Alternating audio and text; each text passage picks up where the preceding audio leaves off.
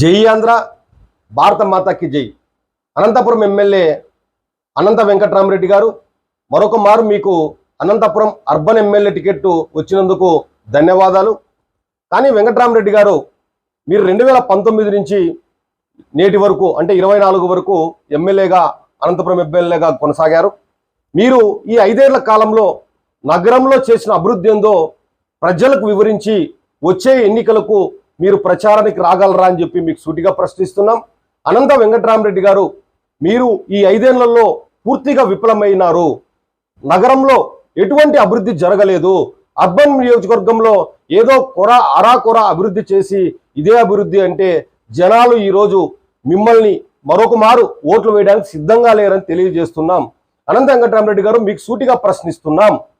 మీరు ఈ 5 ఏళ్ల కాలంలో ఎటువంటి అభివృద్ధి చేశారో మన అనంతపురం అర్బన్ నియోజకవర్గ ప్రజలకు శ్వేతపత్రం రిలీజ్ చేయగలరా అని చెప్పి మేము ఈ సందర్భంగా నీకు అడుగుతున్నాం. అనంత వెంకట్రామరెడ్డి గారు, పట్టణ ప్రజలకు ఎన్ని గృహాలు వచ్చాయి, ఎన్ని జగనన్న కాలనీలో గృహాలు కంప్లీట్ చేసి పట్టణ ప్రజలకు అందించారో మీరు చెప్పగలరా? ఎందుకు టిక్టాక్ గృహాలు గతంలో కేటాయించిన గృహాలను కూడా మీ టిక్టాక్ గృహాలను ఎందుకు పట్టణ ప్రజలకు కేటాయించలేదు? ఎందుకు ఈ 5 ఏళ్ల కాలంలో వాటిని కంప్లీట్ చేసి ప్రజలకు అందించలేదని చెప్పగలరా? మీకు కేంద్రం నిధులు 310 కోట్లు క్లాక్ టవర్ బ్రిడ్జి అంటే హైవేకి ఇస్తే మొత్తం కనీసం క్లాక్ టవర్ పక్కన ఉన్నటువంటి సర్వీస్ రోడ్ని 10 షాపులు ఉంటాయి, వాటికి కాంపెన్సేషన్ పే చేసి కనీసం సర్వీస్ రోడ్డు కూడా వేయలేని దీన పరిస్థితిలో మీ పరిపాలన 5 ఏళ్ళు సాగిందనేది వాస్తవం కాదా?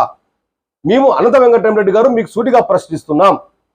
310 కోట్లు కేంద్ర ప్రభుత్వం కేటాయిస్తే ఆ బ్రిడ్జికి హైవేకి మీరు అలైన్మెంట్ని మీకు అనుకూలంగా కొన్ని చోట్ల వంకర టింకరగా తిప్పి టౌన్లో కనీసం సర్వీస్ రోడ్డు కూడా వేయలేకున్న పరిస్థితి దాపురించిందంటే ఎంత హీన దీన అవస్థలో ఈ రాష్ట్ర ప్రభుత్వం అంటే మీ ప్రభుత్వం వైసీపీ ప్రభుత్వం పాలన సాగిందో అర్థమవుతోంది.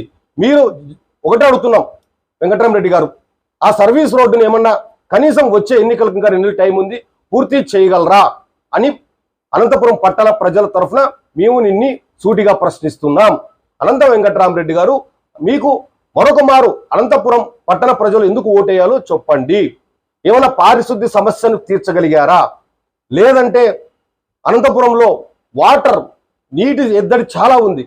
ముఖ్యంగా ఎండాకాలం వస్తే పట్టణ ప్రజలకు తాగునీరు కూడా అందించలేని పరిస్థితుల్లో మీ కార్పొరేషన్ ఉందంటే ఎంత హీన స్థితిలో మీరున్నారో అర్థం చేసుకోవచ్చు. అనంత వెంకట్రామరెడ్డి గారు, మీకు సూటిగా ప్రశ్నిస్తున్నాం. మీరు ఎటువంటి అభివృద్ధి చేయకుండా ఏ విధంగా ఈ ఎన్నికలకు వస్తారో మాకు చెప్పండి. అనంత వెంకట్రామరెడ్డి గారు, మీరు పూర్తిగా విఫలమయ్యారు. మీ వైసీపీ ప్రభుత్వం పూర్తిగా విఫలమైంది. మీకు ఎట్టి పరిస్థితుల్లో కూడా నగర ప్రజలు ఇంకా ఆదరించాలని కూడా ఈ సందర్భంగా నీకు సూటిగా తెలియజేస్తున్నాం. అనంత వెంకట్రామరెడ్డి గారు, గత ఎన్నికల్లో మీరు ఇచ్చినటువంటి ప్రధాన హామీలు ఏంటంటే, ఒకటి డంపింగ్ యార్డ్ తరలింపు ఏమన్నా 5 ఏళ్ల కాలంలో చేశారా? అండర్ డ్రైనేజ్ సిస్టమ్ ఏమన్నా ఏర్పాటు చేశారా? వీటికి మీరేమన్నా సమాధానం చెప్పగలరా అని సూటిగా ప్రశ్నిస్తున్నాం. కొన్నో సంక్షేమ పథకాలు ఇచ్చి అరాకొరా కొంతమందికి సంక్షేమ పథకాలు ఇచ్చి ఇదే అభివృద్ధి ఇదే అంటే కుదరదు. మేము సూటిగా అడుగుతున్నాం. అనంత వెంకట్రామరెడ్డి, మరొక మారు మీరు ప్రజల్ని ఈ వచ్చే ఎన్నికల్లో ఓటు అడుగుడానికి అర్హత కోల్పోయారని చెప్పి ఈ సందర్భంగా నీకు సూటిగా తెలియజేస్తున్నాం. అనంత వెంకట్రామరెడ్డి గారు, ఈ ఏదైతే మీరు ప్రధాన హామీలుగా గత ఎన్నికల్లో ఇచ్చారో డంపింగ్ యార్డ్ తరలిస్తానని చెప్పి, అందులో కూడా దాదాపు 25 కోట్ల అవినీతి జరిగిందని చెప్పి స్వయాన మీ కౌన్సిల్ మీటింగ్లోనే కౌన్సిలర్లు కూడా మాట్లాడిన మాట వాస్తవం కాదా? వీటన్నిటికీ సమాధానాలు చెప్పండి.